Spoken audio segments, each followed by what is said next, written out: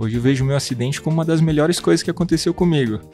E é difícil falar isso. Porém, se acontecesse de novo, que eu possa, sabe, falar, hoje eu não vou correr. Deixa eu voltar para casa, para minha família, para minha filha, quem sabe na próxima.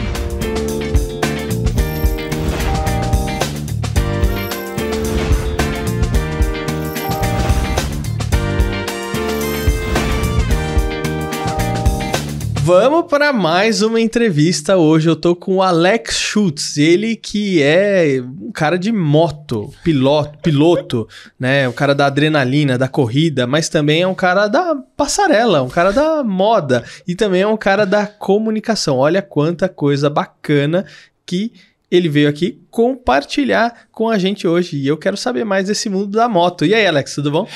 Tudo bem, prazer, muito obrigado do convite de estar aqui, parabéns pelo trabalho, por tudo que você vem realizando, é uma satisfação estar aqui compartilhando um pouco das coisas que a gente faz e acima de tudo gosta muito do que faz, sou apaixonado por fazer qualquer uma dessas atividades e estamos aqui para auxiliar e compartilhar o melhor que for possível. Que legal, Alex, eu que agradeço aí você ter aceitado o convite, veio lá de Indaiatuba para São Paulo aqui compartilhar um pouco de conteúdo. Alex, para começar o nosso bate-papo, eu queria te perguntar o seguinte: onde é que fica o para-choque da moto? Todo mundo pergunta, né? Cadê a parte do para-brisa? Infelizmente, né, eu acho que associado, né, à liberdade que todo mundo imagina, vê, ou todos os próprios motociclistas ou pilotos sentem da liberdade, tem esse paradoxo do para-choque, né? O para-choque somos nós, né? A gente tem que tomar maior cuidado porque em qualquer acidente, qualquer queda, não vai ter um airbag, né? Ali não vai ter nenhuma coluna, nada que nos proteja. Então, já de cara o que eu compartilho com você e para todos os motociclistas e piloto é que tanto na rua, para você se deslocar, para um trabalho, os motoboys, os entregadores, ou para quem vai para o trabalho ou para o fim de semana curtir, é sempre bom ter uma consciência de que você já vai ser rápido do que qualquer outro transporte que exista. Você vai ser mais rápido que o carro, que o metrô, que o ônibus, enfim. Você só precisa lembrar desse para-choque aí que é você mesmo. Então, a integridade física é fundamental. Você precisa sair do destino A e vai chegar até o destino B, lembrando que você só precisa chegar inteiro, intacto. Você já vai ser rápido, já vai se divertir, vai ter liberdade. Só que acho que a grande mensagem para quem gosta das duas rodas é essa integridade. Eu preciso chegar inteiro lá. Chegou inteiro, você se divertir no caminho e minimizou os riscos, né? Eles existem, mas você minimiza. Ô Alex, agora, o que te faz, né? O que te motiva a subir em cima de duas rodas e competir com outras pessoas? É adrenalina, é liberdade? O que é? Aí vem a loucura ainda maior, né? Poucos entendem, né? Minha família também pergunta, todos os amigos perguntam.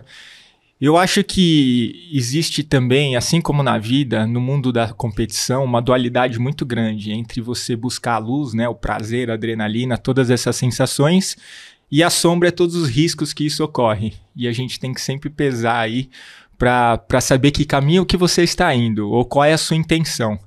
É óbvio que estar ali para competir, primeiro começa que, acho que a grande expansão da consciência, pelo menos para mim, foi sair das estradas. Então, imagina que em 2009 eu gostava das estradas.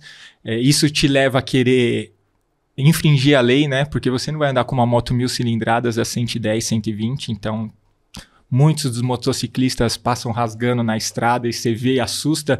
Eles estão mais de 200 e muitos gostam do 299. Tem até clubes de 299. E eles vão buscar serras para ter esse tipo de adrenalina. Na minha visão, o que tem de melhor a moto é fazer curva. É você desafiar a física mesmo, a habilidade do pneu, a inclinação, enfim. E aí as pessoas vão para a serra para desafiar isso. Porém, esquece que ali tem um monte de carro vindo, tem um monte de gente que você não sabe se ele vai estar no celular ou não. Tem animal cruzando a pista, tem pedra, tem óleo, enfim. Tem um monte de adversidade que pode ser que essa pessoa nem volte para casa. Então, assim, em 2009, quando eu fui para o autódromo a primeira vez, já na hora bateu que você pode fazer da sua motocicleta um esporte.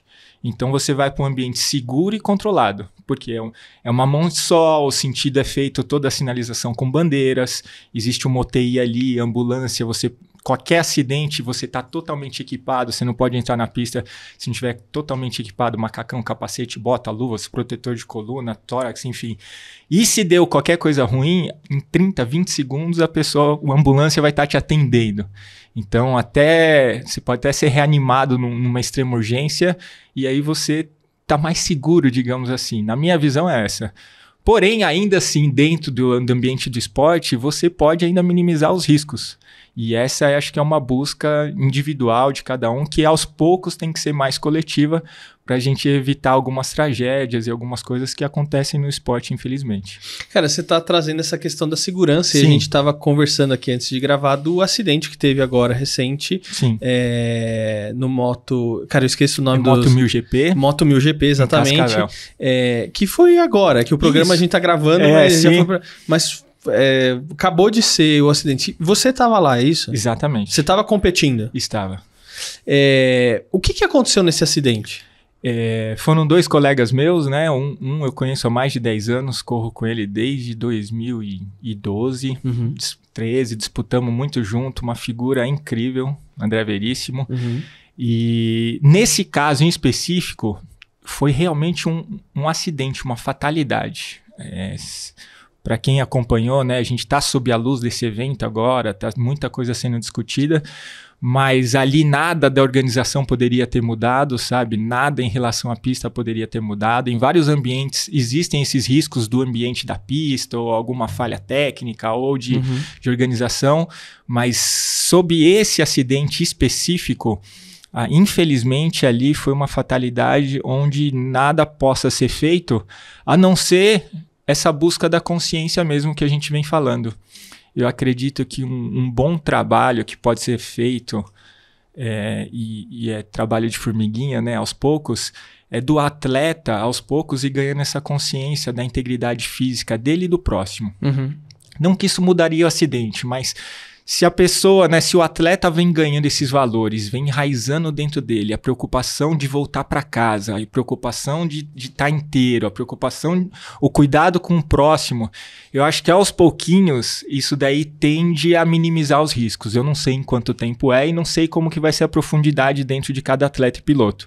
Mas por eu ter sofrido um acidente, já tive uma experiência de quase morte e voltar não foi fácil, sempre tem desafios, mas ainda assim, eu não gostaria de ser uma pessoa frustrada, né? Aos 50, 60, 70 anos, eu voltei para a coisa que mais me motiva a viver, que é a motovelocidade. Eu acho que eu vim, ou pelo menos venho buscando, tentando vir com essa leve modificação do cuidado, de não precisar competir a qualquer custo. É claro que o troféu está lá, o pódio está lá, é um objetivo de todo mundo, mas não necessariamente você pode, sabe, aquele a qualquer custo. O qualquer custo é aumentar os seus riscos num ambiente que já é arriscado. Então, assim, a qualquer custo é você não lembrar que você quer voltar para casa, para a família, para o seu trabalho, se você não for só atleta profissional. E tem um monte de colega ali, os adversários, que também têm uma vida. Então, eu acho que a grande semente, à luz de todos os acidentes que eu acompanho nesses 14 anos da motovelocidade, é que, ainda mais se trabalhar com criança, né, ou com jovens, assim, é lembrar disso, que às vezes a gente brinca sempre que a melhor volta é a volta para casa. Então a gente não precisa ir num aspecto meio suicida, sabe? Tem que ser uma coisa mais, sabe? Eu vou me divertir, eu vou evoluir. Tem até a palavra flow que eu falo muito, né? Que é você conectar com algo maior ali. E essa é a minha maior sensação, que o flow para mim é melhor que o troféu. E tem a base da palavra competir, eu vou até me estender para falar para você, que acho que é uma coisa bacana. A gente deturpou nos últimos anos, e eu não sei o porquê das raízes, eu não sei se é as marcas, se é o sistema, né, consumista ou não. Mas a palavra competir vem do latim competere. Competere significa buscar juntos, então é procurar juntos. Se você entra num ambiente, aí pode ser profissional, numa empresa legal, aqui com seu pai ou qualquer seus clientes que sejam bons, a ideia do procurar juntos é você evoluir você mesmo através das pessoas boas. Sabe, quando você pega um pouquinho, aquele cara deu uma dica, nossa, ele olhou para a câmera de um jeito que faz sentido, a forma, enfim, a gente sempre está absorvendo um pouquinho e através dessas pessoas boas, né, você eleva você mesmo. Então existe uma evolução pessoal. Então o competir, né, o competir é você procurar o seu melhor. E a gente perdeu isso um pouco, porque hoje você vê você querer ser melhor que o outro. Eu quero ser melhor que o Fernando, eu quero ser melhor que ciclano, sabe? O ego tá mais aflorado, óbvio, mas perdeu essa história de trazer o seu melhor potencial, ou melhor na próxima etapa, ou na próxima corrida, e isso ser, sabe, um círculo virtuoso.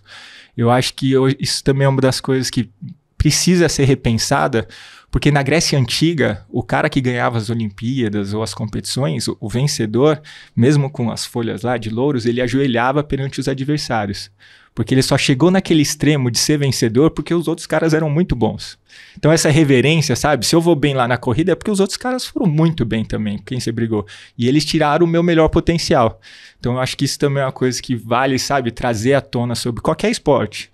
Na vida mesmo, mas também com esse cuidado maior. Cara, então, você trouxe uma coisa interessante que é o seguinte, e você até comentou, um dos caras era meu amigo e tal, a gente corria junto e tal. Então, assim, quando vocês estão correndo, vocês estão competindo entre si, mas isso não quer dizer que vocês sejam inimigos. Não. Talvez tenha, às vezes, uma desavença ou outra, né? Como em qualquer outro lugar, e às vezes você não se dá muito bem com fulano ou ciclano, e aí às vezes tem as outras pessoas mais próximas. É isso. É isso. Né? Vocês não são inimigos, não estão ali pra se matar, vamos dizer assim. De jeito nenhum. Eu acho que a grande luz do que você falou é isso. Não são inimigos. Não precisa ser inimigo. Você tá numa competição para extrair o seu melhor. E todos que estão ali, por mais que atrás nos boxes está se abraçando, pode ser que a gente esteja abraçando, conversando, é óbvio que quando você entra ali, ainda mais no esporte individual, que você acopla, né, na moto e derrete ali tudo, baixou a viseira, é um foco, uma concentração única ali. Quando você atinge o flow, você nem lembra seu nome, seu CPF, seus boletos, nada. Você está conectado com uma força maior, pelo nível de concentração, exigência de habilidades, através do desafio, tudo. Mas ninguém ali tem que ser seu inimigo. As pessoas, você tem que estar com os melhores, quanto melhores forem seus adversários, mais vai te evoluir. Só que as pessoas não veem por esse lado. Não tem que ser inimigo, não tem que querer fechar, não tem que querer brigar ou correr um risco de acidente. Você tem que ir ali e falar, eu tô aqui nos bons porque é aqui que eu vou melhorar. Ô Alex, agora você trouxe uma questão do acidente, que você falou que a organização ou não teve alguma coisa que poderia ser feita para realmente foi uma fatalidade. Então, até para o pessoal entender, quem não acompanhou, um dos motociclistas caiu e aí veio o outro e pegou ele, certo? Eu não acompanhei muito no foi detalhe, mas eu acho que foi isso. E aí, a gente tem um caso, que é o caso do Ayrton Senna, por exemplo. Que ele, depois que teve o acidente dele, muita coisa foi melhorada. Porque o acidente dele poderia ter sido evitado pela organização ou pelas circunstâncias ali da questão, né? Sim. O maior exemplo que a gente tem, né, mundialmente falando, foi o caso do Senna. Então, no fim de semana daquele fatídico, né, 1 de maio de 94, que eu lembro, por mais que eu era criança, quem não lembra, né, qualquer idade, realmente mexeu, não só com nós brasileiros, mas com o mundo inteiro. Eu acho que naquele momento ele teve a dualidade dele interna, sabe? Ele estava ali simplesmente, nossa, vou, não vou, desisto, não vou.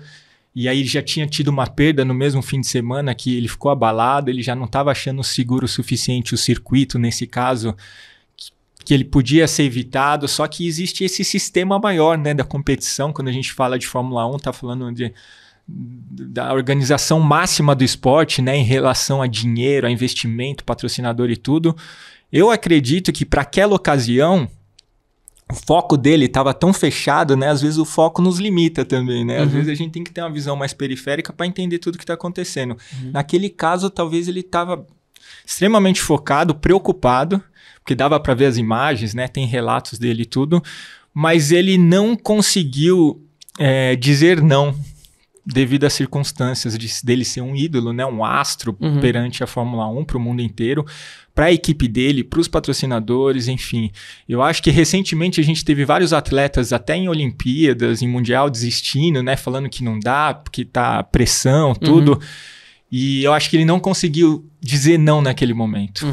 Ele não tinha noção de que poderia acontecer com tudo, mas foi a maior lição, né? Dele ter ido, não querendo ir. E aí acabou tendo uma fatalidade, acidente dele, e depois dele não teve mais falecimento e morte na Fórmula 1. Agora, você trouxe essa questão, né, do pessoal às vezes procurar umas pistas, aí Sim. vai na serra e tal, sim. né, pra se divertir, porque Sim. adrenalina e tudo mais. E você falou que, cara, o melhor dos mundos é quando você tá num ambiente controlado, Exatamente. que você entende que não vai vir um caminhão contra você, não vai ter um bicho passando na pista e qualquer coisa do tipo, né? Mas teve uma situação, cara, um rapaz que estudou comigo no colegial e ele adorava moto, essas coisas assim. E ele era um cara até, pilotava já a moto e tal. E ele ia, quando ele ia brincar, ele ia no autódromo Sim. de Interlagos brincar e tal, né? E ok, tá num lugar controlado e tudo mais. E aí ele pegou uma moto de um amigo. Ah, cara, minha moto, vocês estão, não sei o que, papapá. Ele, vou dar uma volta. E aí pegou a moto pra dar a volta, que não era uma moto dele. Cara, ele caiu, escorregou, alguma coisa assim. Só que aí ele foi pro guarda-rail e a moto veio em cima dele. Bateu nele. E bateu nele, então. E foi morte instantânea, assim. Ele ficou lá. Foi instantânea, né? Cara, mesmo nos ambientes seguros e controlados, Sim. ainda pode acontecer uma coisa muito... E nem era uma competição, né? Era um track day, né? Normalmente a gente tipo, fala... vou... Track day é igual bateria de kart, né? Vou lá, pago uma diária e testa. Chega nesse momento que a gente tá falando, seu amigo, conhecido, e infelizmente eu já vi vários, principalmente em Interlagos, tanto em track days quanto em competição, que a pessoa ela tem que... No caso dos atletas, né? Eu vou falar a minha opinião. Ela tem que enxergar como assim. O risco da vida, ela existe por si só, né? Por exemplo, eu tive o meu acidente, que foi em 2017. Foi em Interlagos. Realmente foi um acidente e eu caí a perto de 150 e fui escorregando pelo asfalto até bater na barreira de pneus. Igual leg press, assim. Tá. E aí tive uma fratura exposta no fêmur, que explodiu o osso, depois um coágulo no cérebro, enfim, perdi bastante sangue, aí me reanimaram em 30 segundos. Lá mesmo na pista? Lá mesmo, então. Em 30 segundos a ambulância estava lá, já estavam me reanimando, aí teve que esperar as coisas melhorarem para poder transferir para o hospital. Aí UTI, aquelas coisas, e aí voltou. Então o que eu penso? Provavelmente, a gente nunca vai ter certeza disso, todos nós estamos numa certa fila, né? Essa fila é a fila da passagem para o próximo... A partir do momento que você nasce, você já entrou na fila. Exatamente, né? Tem muita gente que fala, qual que é o oposto da morte? Tô perguntando para você. Mas tô falando para você, qual é o oposto da morte? O oposto? É o oposto. Oposto. É vida. Isso. Viver. Não é. Não é? Então, todo mundo briga. O oposto da morte é o nascimento. É uma pira isso, porque uma vez eu escutei, porque dizem, né, que você começa a valorizar mais e apreciar mais a vida quando ela bate na portinha ali, ou quando você enxerga ela de perto. Então, estudando tudo isso, num processo que você vai profundamente mesmo, o oposto da morte é o nascimento, são as garantias, né? A gente estava lá e nasceu. Aí o meio disso tudo, aí sim é a vida. Porque isso já aconteceu, nascemos. Isso aqui vai acontecer, não tem como fugir. O meio é a vida, que é a parte que a gente tem que aproveitar e fazer o que gosta, o que ama, desenvolver de acordo com a sua filosofia, a sua religião, enfim. Isso foi o que comecei a validar para mim depois do meu acidente. Então, nesse caso do seu amigo lá, é assim, você tá numa fila que realmente, né, tá em vida. Você só não sabe quando que vai ser essa passagem. Pode ser com 80, 90, cheio de saúde, pode ser que seja uma doença. Enfim, várias coisas podem acontecer. A minha visão é que mesmo estando lá no ambiente que é seguro e controlado, existem os riscos, assim como a gente sai aqui na rua. Se você andar lá do lado de um banco, pode ter um tiroteio, e aí pode vir um carro desgovernado, um bêbado na contramão. Enfim, só por estar vivo corremos esse risco. Mas para mim, o que pode ser feito é justamente isso. Como é que eu minimizo, além de estar num lugar seguro e controlado, eu minimizo as minhas ações, as minhas atitudes, a minha intenção. E aí é onde eu acredito numa formação. Eu estou entrando num projeto bem legal com a Yamaha, que vai ser instrutor de crianças de 9 a 15 anos. Ó, que legal. Muito legal. Então são crianças, cara, crianças. Olha a responsabilidade. Acabamos de vir de um acidente. Ainda assim, são mais holofotes sobre o que eu acredito que é importante. Que é isso, essa integridade física, você saber dos riscos, ter esses valores, não se botar a qualquer custo pela sua vida ou do outro, minimizar. Vai estar lá, vai ter risco, mas como que a gente minimiza? Eu acho que isso para mim é o que mais vem aflorando para poder compartilhar. Muito bom, Alex. Eu tô gostando muito do nosso bate-papo, mas quero chamar agora o Thiago Uberreich falando um insight dele, alguma coisa aí sobre Copa do Mundo. Ele que é um grande conhecedor de toda a história aí da Copa. E aí, Thiago, o que você tem pra gente hoje? Bom, na história das Copas do Mundo, que começa em 1930, você sabe quem foi o primeiro campeão, o primeiro bicampeão, o primeiro tri, o primeiro tetra e o primeiro penta? Pois é, o primeiro campeão é o Uruguai, em 1930, na primeira Copa do Mundo. Depois veio a Itália com o primeiro bicampeonato. A Itália ganhou nas duas Copas seguintes, 34 e 38. O Uruguai iguala o bicampeonato da Itália em 1950 e depois todos os próximos recordes são do Brasil. O Brasil é o primeiro tricampeão, lembrando que o Brasil já tinha igualado o bicampeonato em 58 e 62. O Brasil chega ao tri inédito em 1970, tanto é que pelo regulamento da época, a seleção que ganhasse 3 vezes a Copa do Mundo ficaria em definitivo com a taça Jules Rimet, e foi o que aconteceu com o Brasil. Essa taça depois foi roubada em 1983 no Rio de Janeiro, mas essa é uma outra história. O primeiro tetra também foi o Brasil, 24 anos depois da conquista de 70, estamos falando do tetra em 1994. E o único penta até hoje, e o primeiro e único penta, é justamente o Brasil, quando ganhou a Copa de 2002. Esse é um recorde que ainda não foi atingido por nenhuma outra seleção, só a Alemanha e a Itália podem chegar ao pentacampeonato, assim como o Brasil é lá na Copa de 2026. Então, por enquanto, esse recorde está com a seleção brasileira.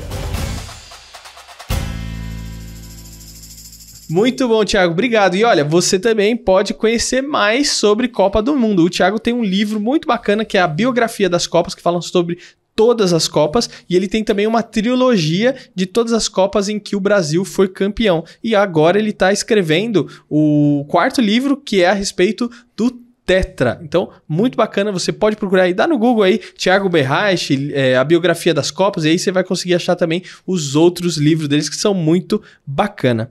Ô Alex, agora eu queria saber o seguinte, existe alguma conexão entre o piloto e a moto durante a corrida? Porque é o seguinte, muita gente fala que às vezes quando a gente está no carro, né, o pessoal fala que o carro acaba sendo uma extensão sua do seu corpo. Então, por isso que às vezes o pessoal fica muito bravo quando dá uma fechada ou uma esbarrada, porque é como se estivessem dando realmente em você aquilo lá, né? Você sente como se fosse fisicamente em você, né? E com relação ao piloto, na corrida e na moto, tem esse tipo de coisa, não? Exatamente isso. Eu acho que a grande busca, pelo menos a minha também lá, não posso responder por todos os pilotos, mas a minha é você derreter em cima da moto. É exatamente. Ela ser uma extensão a ponto de você não comandar a moto. Você e ela ser uma coisa só, sabe? Então, uma vez eu tive o privilégio de entrevistar o Alexandre Barros. Até hoje é o maior nome da motovelocidade nacional brasileira. Chegou a ganhar do Valentino Rossi e tudo, muitos anos lá fora. E o meu maior tema sobre correr de moto é sobre o flow, sobre isso. O flow você consegue quando você e a moto é uma coisa só. Você não faz mais força no guidão contra esteio para inclinar, você não aperta uma barrinha ali, o manete para frear, e tudo é automático. Você está num fluxo de energia, que o Senna falava muito sobre isso, né? Quando ele teve a corrida dele em Mônaco, que ele ia dar quase uma volta no Prost e tudo, porque realmente funde. O filme Avatar tem muito disso. Para quem já viu Avatar, tem a parte que eles pegam o cabelo e colocam ali, né, na crina do animal e eles viram uma coisa só. E eu acho que isso fica bem claro, assim, quando você consegue acoplar na moto e ganhar essa armadura, digamos assim, onde você voa a meio metro do chão, é onde as coisas mágicas acontecem. É onde o tempo e espaço some. Você tem hora na corrida que você não sabe quantas voltas tá, como que tá, se simplesmente tá indo, fluindo. E essa sensação é maravilhosa, essa sensação é divina, é o êxtase, né? Eu acho que é por isso que muitos pilotos estão lá, ou quem corre no esporte a motor, ou esporte em si, quase todos os esportes, e não só o esporte, mas você aqui também entra em flow, que é nesse fluxo, a coisa só acontece, que é a grande magia, que é a grande mágica ali, o tesão barato da moto tá em sentir isso. Que legal. Alex, agora é o seguinte, eu trouxe aqui Beto Monteiro, que ele é piloto de truck, de stock car, de kart, enfim, né? E eu perguntei pra ele uma questão que é com relação à idade. Eu falei, cara, e aí, você não tem prazo de validade, né? Igual o jogador de futebol. O jogador de futebol, ele já entra sabendo que, cara, vou até aqui, né? Algumas pessoas conseguem ultrapassar isso um pouquinho mais, mas ele sabe que não é a mesma coisa quando ele entrou, que ele tinha 20 anos, né? E mesmo assim, ainda vai mudando, até por causa da experiência. Porque às vezes você não tem ali 20, o atlético, né? O porte vigor, atlético de 20, mas você tá com a experiência de ter jogado tudo aquilo. E às vezes a experiência vai fazer a diferença pra você dentro do campo, né?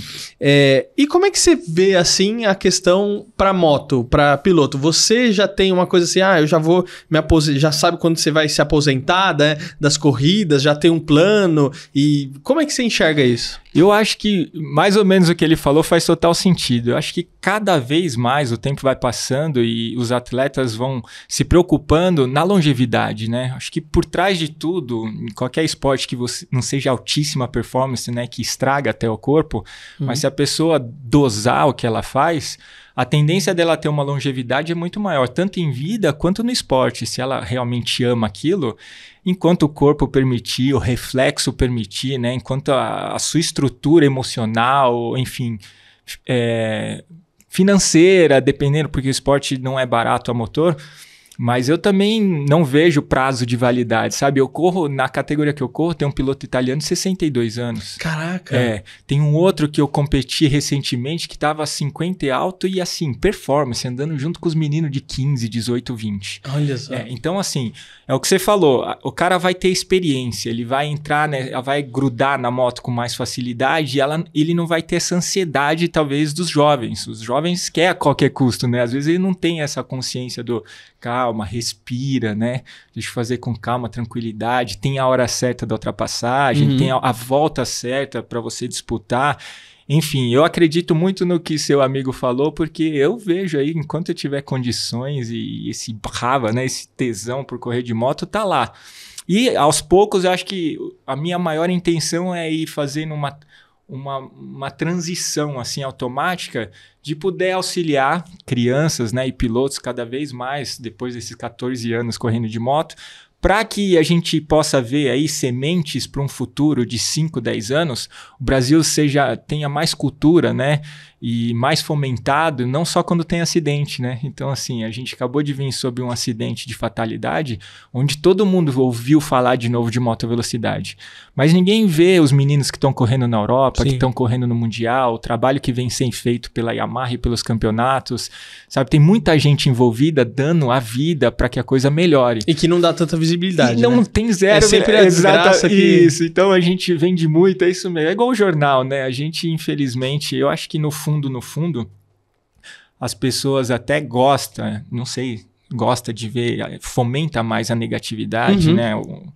O acidente, a fatalidade, porque lá dentro, no fundo, ela até satisfeita e feliz que não é com ela. Por isso que eu acho que toma proporções tão grandes, sabe? Alguma coisa acontecer com alguém lá, mas menos mal que foi comigo. Então, até o meu acidente também, você sempre acha que é o boxe do lado que vai acontecer o acidente. Isso é fato, para todo atleta, sabe? Não importa a área. Não, é só no boxe do lado. Até que alguma coisa séria acontece com você. Aí você precisa trazer à luz do risco que realmente é verdadeiro para todos. E aí você precisa tomar a atitude de minimizar isso. E só para linkar o Senna, que você fez a pergunta aqui, assim, eu não sei hoje como que ele reagiria depois de muito mais anos de bagagem. É claro que para aquele momento foi fundamental e necessário talvez a passagem dele, para trazer à luz a sombra da segurança, e hoje a gente ter tantos anos do esporte mais caro, né, o que mais é visto no mundo. Porém, na minha situação, eu também, no dia do meu acidente, eu não acordei bem. Eu tive um acidente no warm-up, que não é um lugar para você ter um warm-up, um acidente que você está só aquecendo. Não estava conectado comigo mesmo, sob pressão, sob várias coisas. E eu também não consegui não alinhar. Você entende que ele, provavelmente alguma parte dele queria não alinhar, né, não correr, mas eu também ali, e nem era, sabe, uma coisa bem menor, não tem nada de proporções, mas o grande lance somos nós mesmos, né, o quanto você precisa se autoconhecer para você falar, não, eu não vou largar hoje, não importa, né, porque você está disputando o título brasileiro, tem a equipe, tem o patrocinador, tudo isso daí igual aconteceu com ele te faz você ir. Mas hoje, olhando para trás, se eu tivesse um pouco mais de consciência, e a minha busca é que se um dia eu não estiver bem, se um dia alguma coisa tiver, sabe, sussurrando na orelha, a intuição estiver falando, eu espero que eu não alinhe, que eu não pague para ver o que vai acontecer. Por mais que venha muitos aprendizados, né, com as coisas negativas. Hoje eu vejo o meu acidente como uma das melhores coisas que aconteceu comigo. E é difícil falar isso. Porém, se acontecesse de novo, que eu possa, sabe, falar, hoje eu não vou correr. Deixa eu voltar para casa, para minha família, para minha filha, quem sabe na próxima. Mas isso a gente tem que evoluir muito, eu acho. Talvez. E eu acho que é amadurecer também, isso, né? Amadurecer. Ô, Alex, agora você tem uma outra profissão também que é a parte de modelo. Sim. E eu acho que o modelo, a questão da idade influencia muito mais ainda do que a questão de moto. Sim. Porque aí o corpo, né, você vai ficando mais... parecendo uma ruguinha aqui, não sei o quê, cabelo branco e tal. Pô, já não dá mais pra fazer esse tipo de publicidade, já não sou mais, talvez, tão requisitado, né? Você vê algum tipo de ligação, né, além dessa questão da idade que eu trouxe aqui, entre a corrida, né, com moto e o que você faz como modelo? Sim. Na verdade, são dois pilares quase opostos, né? Porque muita gente da moda fala, você é maluco, cara? Você vai correr de moto, você sofre um acidente, você tem que trabalhar semana que vem. Mas, para mim, eles se complementam. Se complementam porque se eu estiver me cuidando para ser atleta, treinar mesmo, buscar ser um atleta, comer bem, dormir bem, não usar drogas, não beber álcool, sabe?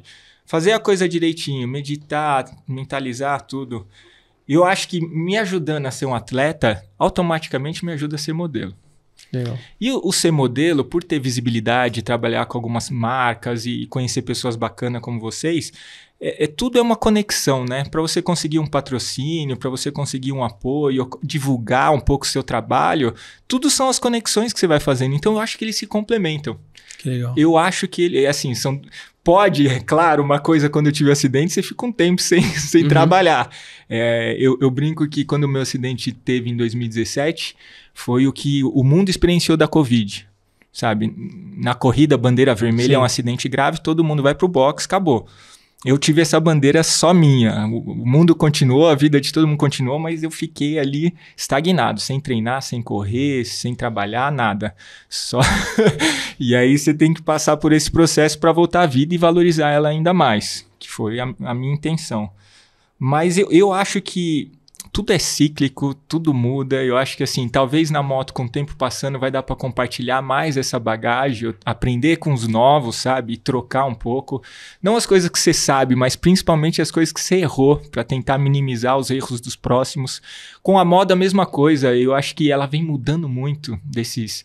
Eu trabalho na moda há 23 anos já, e ele sobe, desce, vai. A moda é isso, vai e volta, cada vez mais vem raízes brasileiras e depois vem uma coisa e volta.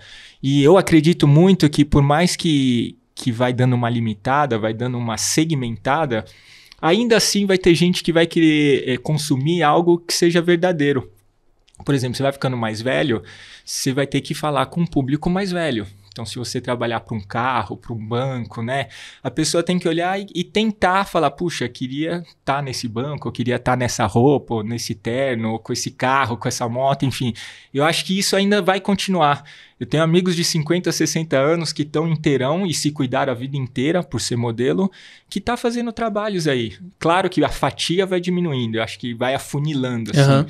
Mas ainda existe, porque vai ter algum consumidor, né? Vai ter alguma marca que vai querer falar diretamente com ela. E aí eu acho que tem essa associação. Se você estiver bem, cuidado e as coisas convergirem, né, para estar ali, eu acredito que ainda vai mais um tempo, sim. Ô Alex, queria te agradecer demais por você ter vindo aqui. Cara, foi um papo super bacana. Eu acho que o que é legal, que eu procuro aqui, né, é sempre levar alguma coisa que agregue para as pessoas um conteúdo bacana no dia a dia, que às vezes ela ouve uma coisa e fala, opa, peraí, e chama a atenção dela e às vezes muda, né, o rumo da vida dela por alguma coisa que ela ouviu aqui. Então essa é a ideia. Eu acho que você trouxe muito isso pela sua experiência, pela sua vivência. Então eu queria te agradecer mais uma vez. Eu que agradeço da oportunidade, parabéns pelo trabalho. Você é um semeador, né? Pega as sementinhas e vai jogando para todo mundo que está vendo. Isso é um projeto lindo, maravilhoso. Eu acho que mais pessoas como você, toda essa equipe, e que você traga cada vez, atraia cada vez mais pessoas que possa dar uma sementinha aí para que a gente possa viver melhor, né?